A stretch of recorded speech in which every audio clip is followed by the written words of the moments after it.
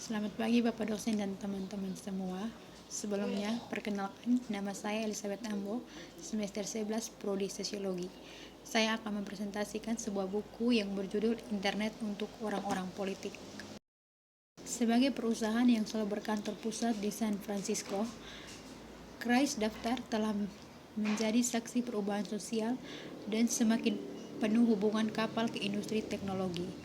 Seperti San Francisco, internet telah berkembang selama 25 tahun terakhir, mencoba untuk menghaluskan gesekan dan patah tulang, dan mengembangkan norma estetika dan penggunaan baru. Dengan kata lain, ketika daftar Kreis pertama kali online, tujuannya bukan untuk menentang nilai-nilai arus utama internet, karena tidak ada, namun pemahaman yang jelas tentang apa yang akan berubah menjadi internet. Daftar klien selalu menyentrik, tapi kualitas ini hanya menjadi bentuk kritik sebagai arus utama web berkembang. Sebagian besar meninggalkan nilai web awal klien leads. Politik platform daftar klien tidak selalu dapat digunakan sebagai universal di seluruh internet, tetapi fakta bahwa mereka bisa stabil dan sukses penting dalam industri yang didominasi oleh pandangan seperti privasi sudah mati dan bergerak cepat dan memecahkan barang-barang. Dengan ideologi campuran, Newmark mengacu pada keuntungan perusahaan pendekatan minimalis dan penolakannya terhadap model bisnis Silicon Valley. Daftar Kreis mencerminkan beberapa bagian dari ideologi California dan menolak yang lain.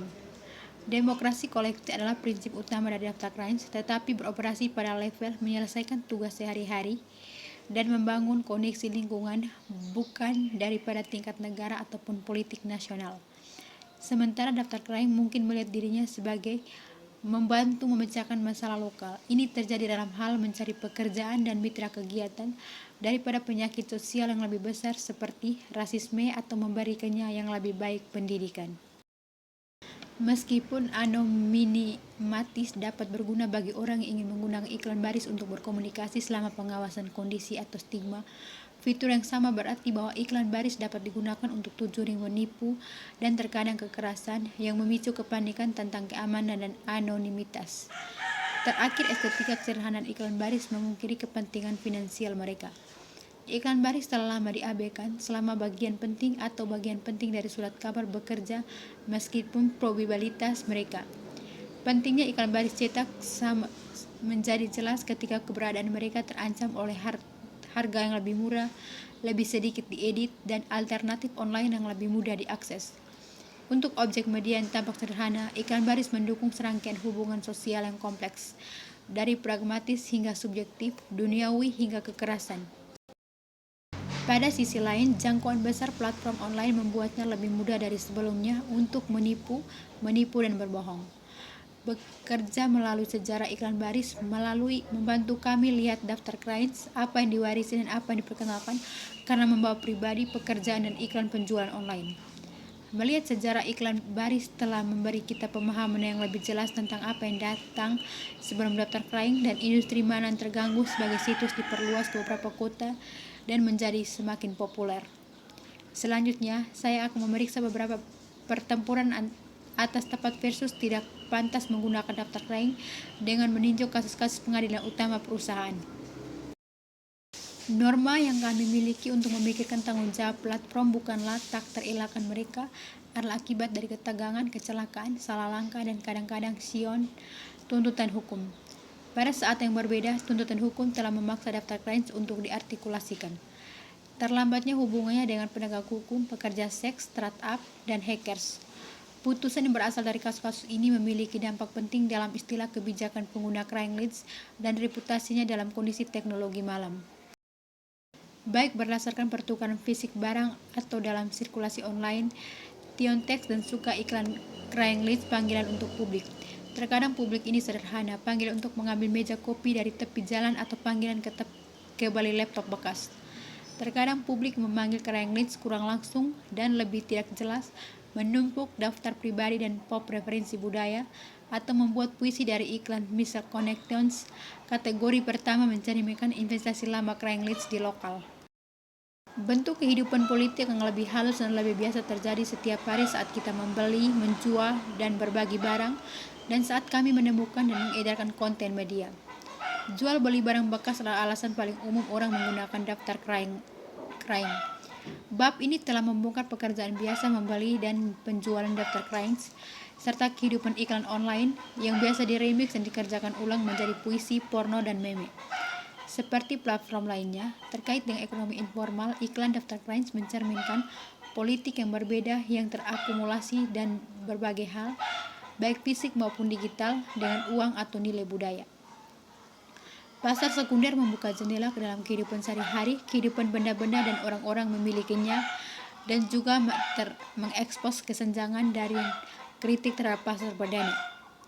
Jual beli barang bekas memunculkan aturan dan proses informal yang muncul ketika orang asing bertemu untuk menukar barang-barang itu, sirkulasi konsumsi yang terbentuk di luar dari vendor formal atau toko batu bata dan montir. Salah satu cara berpikir tentang reputasi Craigslist adalah sebagai hal yang tidak sengaja hasil dari komitmennya terhadap aksesibilitas. Untuk memahami investasi Craigslist dalam aksesibilitas, kita harus kembali ke norma sosial teknis tahun 1990. Meskipun keterbukaan dan akses mendorong banyak perubahan di awal, akses internet membutuhkan peralatan yang mahal dan signifikan keahlian. Seiring waktu, akses internet menjadi lebih murah dan lebih mudah diakses. Sekolah mulai mengajarkan literasi digital dan situs media sosial terintegrasi alat publikasi konten ke dalam platform mereka. Artinya, orang tidak lagi harus bekerja makrum atau coding untuk mendapatkan teks, foto, dan video mereka. Aspek lain dari asosiasi kera biru Craigslist berkaitan dengan kinerja persepsi tentang kesempatan kerja yang tersedia. Satu pelajaran yang didapat dari memikirkan daftar kraing dan ekonomi petunjukkan adalah perhatian pada hak istimewa di dalam maupun di antara platform. Sinisme baru telah terjadi dalam percakapan tentang web, jurnalis tentang mendokumentasikan peningkatan tingkat pelecehan digital. Anggota parlemen telah menyelidiki bentuk online dari campuran tangan pemilu, dan para peneliti telah menghubungkan depresi dan kecemasan dengan perpanjangan penggunaan media sosial. Dengan begitu, banyak bel alarm berbunyi, hampir sulit untuk mengingat kegembiraan dan optimisme seputar teknologi digital sebagai alat konektivitas, toleransi, dan demokrasi, tema utama seputar web selama seperempatan abad terakhir. Dua bagian dari buku ini telah bekerja melalui politik daftar Craigslist di cara yang berbeda. Pada bagian, saya menjelaskan bahwa Craigslist menjadi sebuah perusahaan transisi dari iklan baris cetak ke digital dan kasus pengadil utama yang menempatkan politik platform untuk menguji.